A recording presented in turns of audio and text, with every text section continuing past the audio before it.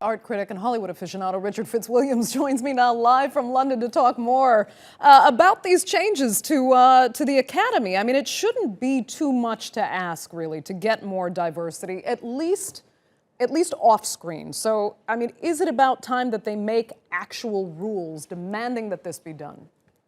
Well, this is precisely what this is supposed to do, and let us hope it works. I mean, it also could mean, by the way, I would make this point, emphasize it, that it means that Hollywood is going global at long last. It's recognizing that there is a vast film industry outside the English-speaking world. I mean, Parasite won this year for Best Picture, was the first foreign language film to do so. And since 1961, when the first one won, there have only been 44 actors who've been in non-English language movies, 12 have won. So that is one thing. What they have done, and this was mentioned in the report, well, there is over 4,300 members who are new since 2015. Now, a lot of those come from outside the English language world, a large number of persons of colour, and there is the attempt to increase the number of women. It's only 32% still to 68%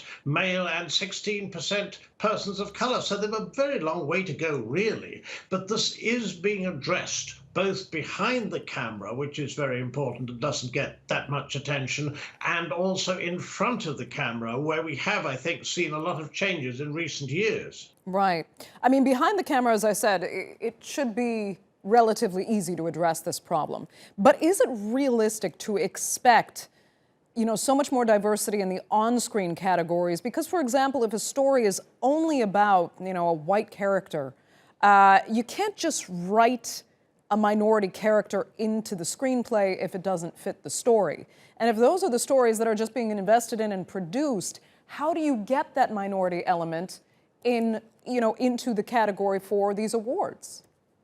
This is exactly why these changes are so challenging, with this very point. What stories are being told, and what if you want to tell a particular story? The idea, for example, that there'd be a person of color in one of the leading roles, or indeed a top supporting role, or subsequently some 30% of the supporting characters should be persons of color, LGBT, a person with a disability, or very possibly the rules will undoubtedly be difficult to observe in some respects. I mean, regarding apprenticeships, regarding the attempts to make marketing and distribution more representative, and also, of course, creativity, directors. The problem that always comes with Hollywood, that not enough women directors, not enough directors of color. So, I mean, the attempt is there. They are writing it down in black and white. But as you say, I mean, serious challenges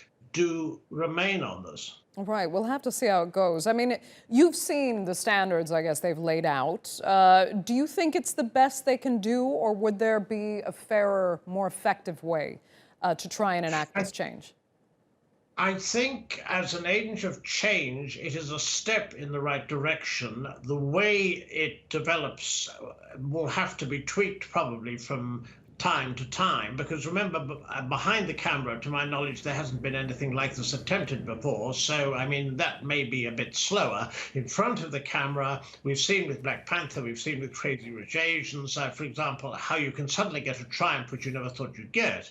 Of course, financial considerations drive so many movies for obvious reasons. At the moment, with the film industry so hit with a pandemic, perhaps now is the right time to take stock and have these as rules which undoubtedly from time to time will need adjusting. But equally, I mean, you can't have 2015-16 where there were only white nominees, and indeed in this year there were mainly white nominees. So it's important that globally it's representative of cinema, and I hope that is the way it's going to go. Okay, Richard Fitzwilliams, thanks so much for being with us there from London.